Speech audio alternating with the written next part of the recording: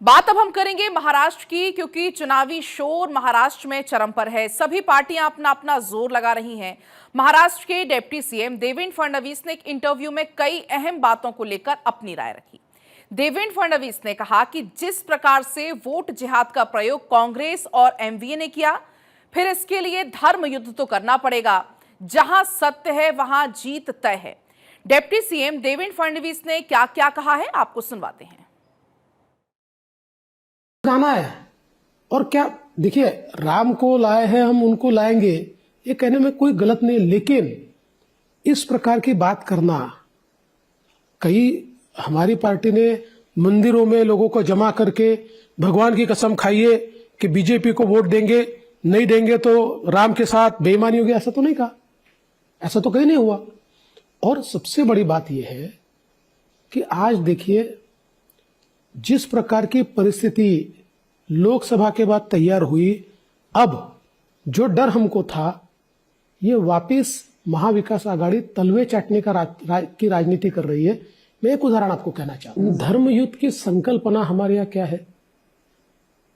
धर्म युद्ध की संकल्पना यह है कि यतो धर्मा ततो जया, ये धर्म युद्ध है हमारे यहां। जहां सत्य है वहां विजय है।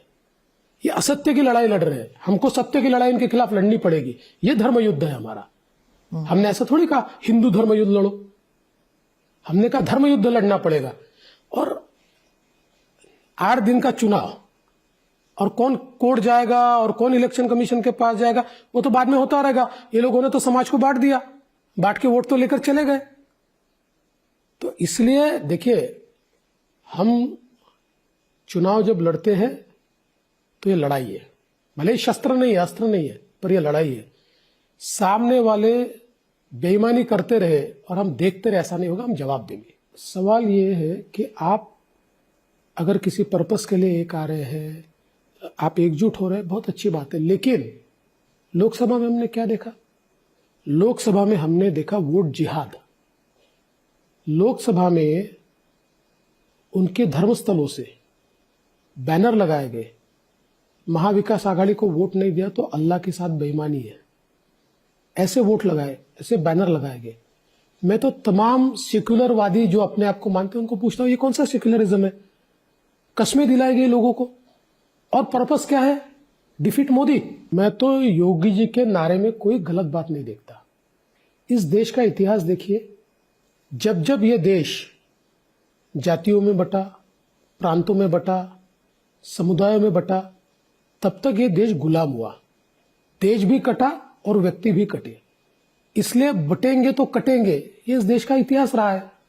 और मैं समझ नहीं पाता हूं कि अगर कोई ये कहता है कि बांटिए मत और बटिए मत, तो इस पर ऑब्जेक्शन लेने की क्या बात है? देखिए, मैं पूरे महाराष्ट्र का दौरा कर चुका हूं, लगातार घूम रहा हूं, और एक बहुत पॉजिटिव फीलिंग मुझे दिखाई पड़ती है। और विशेष रूप से हमारी जो विमेन सेंट्रिक पॉलिसीज है, उसके कारण महिला मतदाताओं में तो बहुत ज्यादा पॉजिटिविटी मुझे नजर आती है। पहले ये होता था कि हमारी सभाओं में 75% मेन और 25% विमेन, अभी 50% विमेन पार्टिसिपेशन सभाओं में भी दिख रहा है।